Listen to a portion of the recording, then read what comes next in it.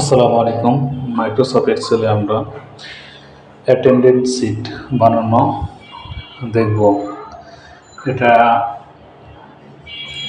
বিভিন্ন অফিসে এমপ্লয়ীদের উপস্থিতি এবং অনুপস্থিতি বা হাজিরা শিট যেটা আমরা বলে পরিচিত সেটা, এবং বিভিন্ন একাডেমিক প্রতিষ্ঠান, শিক্ষা প্রতিষ্ঠান, এইগুলো যে আমরা হাজিরা শিট তৈরি করি বা খাতায় আমরা লিখে রাখি, তার পরিবর্তে আমরা এক্সেল শিটের মাধ্যমে কীভাবে এটা তৈরি করতে পারি তা আমরা দেখব এই ভিডিওর মাধ্যমে।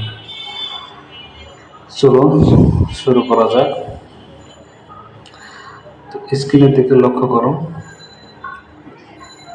আমরা কীভাবে এটা তৈরি করি। আমার চ্যানেলে নতুন হলে অবশ্যই আমার চ্যানেলটি সাবস্ক্রাইব করবেন। ধন্যবাদ সবাইকে।